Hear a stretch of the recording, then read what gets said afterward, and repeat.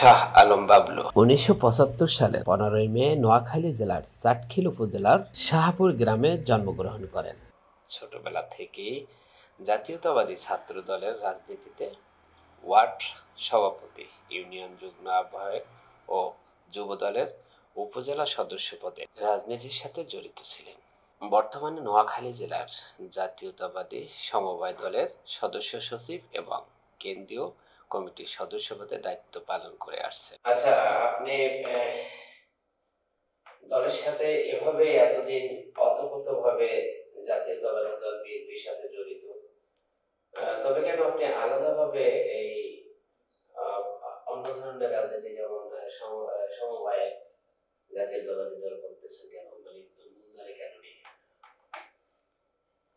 দেখুন, সাধারণত আমরা যারা জাতীয়তাবাদী আদর্শ বিশ্বাসী, তো আপনার 90 সালে আমরা স্বৈরাচার বিপ্লব যখন হয় তখন ক্লাস 10-এ পড়ি। আসলে স্বৈরাচার আন্দোলন তখন অতভাবে বুঝতে না পারলেও যখন 91 ছাত্র রাজনীতিতে কলেজে যখন ভর্তি হওয়ার পর মোটামুটি আমরা স্বৈরাচার আন্দোলন কি তখন 91 নিরঙ্কুশ সংখ্যাগরিষ্ঠতাতে বেগম খালেদা জিয়া এই দেশের রাষ্ট্রীয় ক্ষমতা অধিষ্ঠিত হয়। তারপর থেকেই আমরা আসলে ওই আপনার ছাত্র সংগঠনের সাথে জড়িত। আমি ছাত্র সংগঠন করি, দেশের আনাচে কানাচে আসলে ছাত্র দল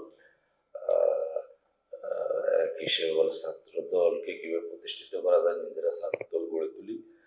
তো সেই কারণে আসলে বিভিন্নভাবে আপনার রাজনৈতিকভাবে বিভিন্ন গ্রুপিং লোভিং বিভিন্নভাবে বিভিন্ন সমস্যা থাকার কারণেই আমরা জাতীয়তাবাদী আদর্শ বিশ্বাসী যেহেতু আমরা সেহেতু কোনো কন্ট্রাডিকশন কোনো আপনার ইয়েতে না যেয়ে আমরা সংগঠন এই জন্য পছন্দ করে গেছি, যেহেতু আমরা ছাত্র সংগঠনের সঙ্গে 91 থেকে আমরা সংগঠনের সাথে জড়িত, সেহেতু আমাদের মধ্যে দৃঢ় বিশ্বাস যে সমবায় সত্যি সমবায় মুক্তি সূর্যের আদর্শের আপনার এই 19 দফা কর্মসূচির একটা দফাতে আছে সমবায়ের মাধ্যমে আমরা দেশের স্বনির্ভর করব। সেই লক্ষ্যে আমরা এই দলীয় পদ পদবি গ্রুপিং লোমিং না যে আমরা সহযোগী সংগঠন হিসেবে কাজ করে যাচ্ছি এবং সাধারণ মানুষের মধ্যে কৃষক শ্রমিক মেহনতি মানুষের মাঝে সমবায় সৃষ্টি করে এবং দেশকে ভালোবাসা, দেশের প্রতি স্বনির্ভরতা, দেশকে স্বনির্ভর। আপনি যে রাত্রেবেলা যে একটা দুর্ঘটনা ঘটছিল, মূলত বিষয়টা কি হয়েছে এবং আপনার কি কি বাধা সৃষ্টি হয়েছিল? গত রাত্রে আমাদের আজকের যে সম্মেলন জন্ম আশ্রয় নোয়াখালী জেলা, সেটাকে কেন্দ্র করে চাটখিল উপজেলা একটা মহা তাণ্ডব পুলিশি যে তাণ্ডবের শিকার আমি রাত্রে 2টা থেকে 3:35 পর্যন্ত বসছি এবং অতি কষ্টের বিনিময়ে আমি সেখান থেকে নিজেকে উদ্ধার করে নিয়ে আসি এবং পাশাপাশি আমার সহযোদ্ধা সাইফুল ইসলাম মানিক বর্তমানে সে কারাগারে কারারুদ্ধ অবস্থায় আছে এবং আরো অনেকেই কারারুদ্ধ অবস্থায় আছে যাদের নাম এই মুহূর্তে বলতে পারতেছি না। তারপরও আমরা আজকে সমাবেশকে সফল এবং সার্থক করে তোলার জন্য আজকে গণতন্ত্র সুপ্রতিষ্ঠিত করার জন্য নোয়াখালী সমাবেশে যোগদানের আসার সময় পুলিশ পেটুয়া বাহিনী, শেখ হাসিনা লালিত কুত্তা বাহিনী দ্বারা আমাদেরকে এটার মধ্যে পুলিশ এবং আওয়ামী লীগ সন্ত্রাসী যারা এটির সাথে সম্পৃক্ত থাকে। আমরা তারপরেও সে প্রতিবন্ধক রাখার পেন তৈরি আমরা সমাবেশ স্থলে যোগদান করি এবং সমাবেশ সফল করি এবং আবহাওয়া প্রতিকূল অবস্থা থাকা সত্ত্বেও আজকে এই মহাসমাবেশ, এই জনসমাবেশ প্রমাণ করে দেয় এই শেখ হাসিনা সরকার, খুনি ফ্যাসিস্ট সরকার, এই দেশের জনগণ, বাংলার জনগণ তাকে চাচ্ছে না। এটা আজকে নোয়াখালীর জনসমাবেশে প্রমাণ হয়ে গেছে। আমরা অতি সত্তর নির্দলীয় নিরপেক্ষ সরকার কায়েম চাই এবং যেহেতু আজকে আমাদেরকে লাঞ্ছিত পুলিশিয়া বাধা অতিক্রম করে কারাগারে যেতে হয়, রাতের অন্ধকারে বাগানে থাকতে হয়, অতএব সেই 71-এর যুদ্ধকে আমরা আবার সামনের দিকে এগিয়ে যাই, আরেকটা যুদ্ধ ঘোষণা করে এই দেশে ফ্যাসিস্ট সরকারকে পতন করে গণতন্ত্র সুপ্রতিষ্ঠিত করব ইনশাআল্লাহ এবং এই সরকারের পতন নিশ্চিত করব ইনশাআল্লাহ।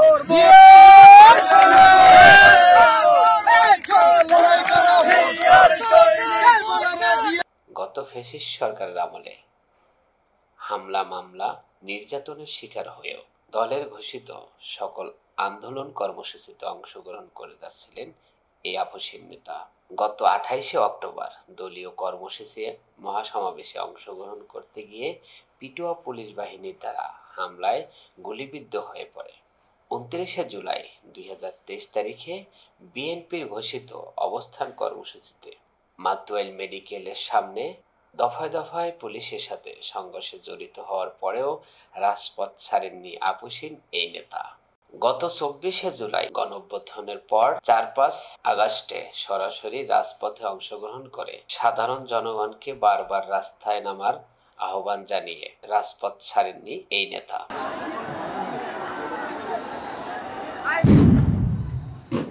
দেশবাসী, এই মুহূর্তে যাত্রাবাড়ি চৌরাস্তা গোটা সংস্কার আন্দোলনের পক্ষে, ছাত্র সমাজের পক্ষে, কৃষক শ্রমিক ছাত্র জনতা জেগে উঠেছে।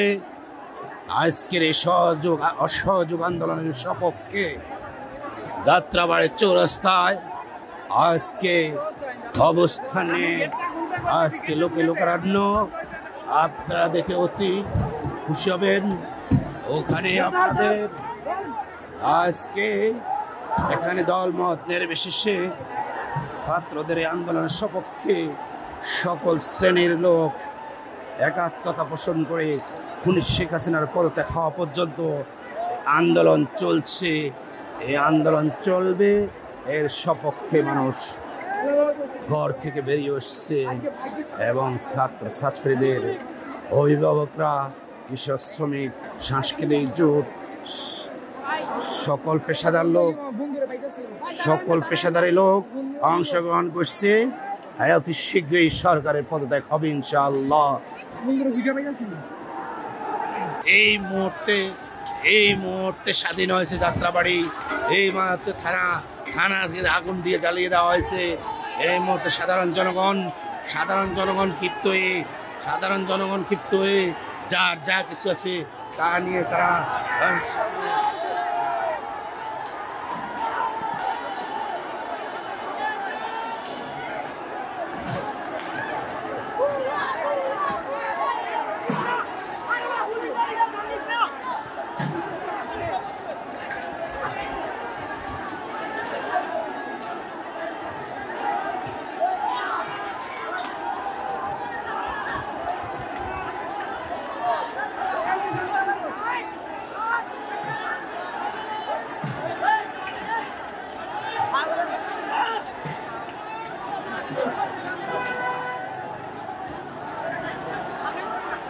সর্বশেষ যাত্রাবাড়ি থানা স্বাধীন হওয়ার পরে ঘরে ফিরে যান তিনি।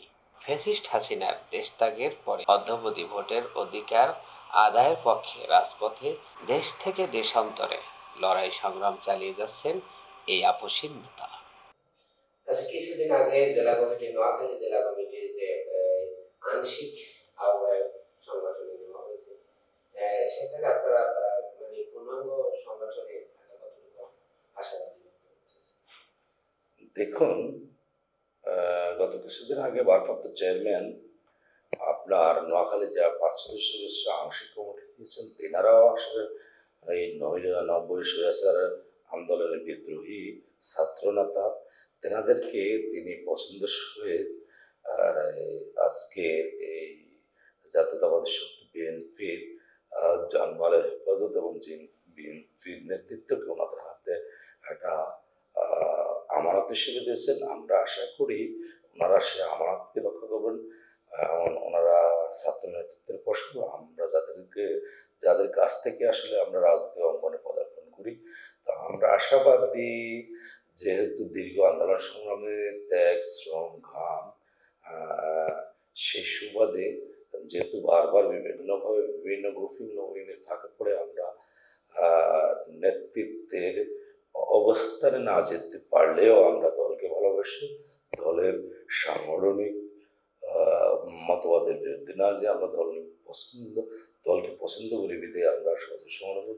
পাশাপাশি আমরা আশা করি আগামীতে যে পূর্ণাঙ্গ আহ্বায়ক কমিটি সৃষ্টি হবে, ইনশাআল্লাহ আমাদের সে শ্রমঘামের মূল্যায়ন আমরা পাবো, যেহেতু ভারপ্রাপ্ত চেয়ারম্যান বলছিলেন যে আপনার মিছিলের শেষ ব্যক্তিটিকেও মূল্যায়ন করা হবে। সেই সুবাদে আমরা আশাবাদী যে দীর্ঘ ত্যাগতিতিকের বিনিময়ে দীর্ঘ শ্রম ঘাম রাজপথের সবকিছুই মিলে আমরা আশাবাদী ইনশাল্লাহ দল আমাদেরকে মূল্যায়ন করবে। আমরা আশাবাদী এবং বাংলাদেশ জাতীয়তাবাদী দল বিএনপির প্রতি শ্রদ্ধাশীল এবং শ্রদ্ধা রেখেই আমরা আগামী দিনে কাজ করে যাব ইনশাআল্লাহ। প্রিয় ভাইরা, আপনারা জানেন 2008 সালে মঈনুদ্দিন ফখরুদ্দিনের ষড়যন্ত্রের ফসল শেখ হাসিনা। সেই শেখ হাসিনা দীর্ঘ 17 বছর এই রাষ্ট্রীয় ক্ষমতাকে কুক্ষিগত করে আপনার দেশে আইনাগর, মিডিয়া বিদ্রোহ, অর্থনৈতিক অবনতি, আইনের শাসন ব্যবস্থা ছিল না, যেখানে হেফাজতের তাণ্ডব, সর্বশেষ দীর্ঘ 17 বছর আন্দোলন করে আমরা বাংলাদেশ জাতীয়তাবাদী দল, জাতীয়তাবাদী সমবায় দল সহ এই অধ্যক্ষরা আপনার যদি ম্যাডামের এমন দেখেছি আমি অসুস্থতা অবস্থায় পল্টন মাজারে তিনি পা কুকড়ে কুকড়ে নিয়ে আমাদেরকে পরিচালনা করছিলেন। আজকে 24 জুলাই, সর্বশেষ 5 আগস্ট। তার মাঝে আমি একটা কথা না বললেই নয় হয়, অর্থাৎ সেমিফাইনাল থেকে যদি ফাইনাল হয় না, দীর্ঘ 17 বছরের আন্দোলনের সেমিফাইনাল 28 অক্টোবর হয়েছিল। আপনাদের শহর আছে কিনা জানি না, সেই 28 অক্টোবর পৃথিবী হারণ বিপ্লবরা এই সেই পল্টনে বাংলাদেশ জাতীয়তাবাদী দল বিএনপির জনসমাবেশে যেভাবে ত্যাগদান চালিয়ে আমাদের মির্জা ফখরুল ইসলাম আলমগীর সাহেব থেকে মাসুদ থেকে শুরু করে বিভিন্ন নেতা নেত্রীদেরকে প্রায় 20,000 নেতা নেত্রীকে ঢাকার কারান্তন করা হয়। তার সুবাদে পরিণাম পরে শেষ পর্যন্ত 24 জুলাই, 5 আগস্ট ছাত্র জনতার গণঅভ্যুত্থানে শেখ হাসিনা স্বৈরাচারী ফ্যাসিস্ট এই দেশের জনগণের রাজনীতি নির্ভর করে, এই দেশের গণতন্ত্র নির্ভর করে, এই দেশের জনগণের গণতান্ত্রিক অধিকার তাদের উপরে নির্ভর করে। অতএব আমি এটাতে দেওয়ার কারণে আমার প্রতিবেশী, আমার প্রতিপক্ষ আওয়ামী বন্ধুরা আমাকে বিভিন্নভাবে প্রাণনাশে হুমকি দিচ্ছে। আমি গতকালকে যখন ঢাকার উদ্দেশ্যে রওনা হই, অন্ধ হয়ে আমি ঢাকাতে, কিন্তু আমার শাহপুর বাজারে আমাকে হুমকি, আমার পরিবারকে হুমকি দেওয়া হয়, আমাকে প্রাণনাশের হুমকি দেওয়া হয়। আমার অপরাধ কি? গণতান্ত্রিক অধিকার, আমার কি বাক শক্তির অধিকার নাই?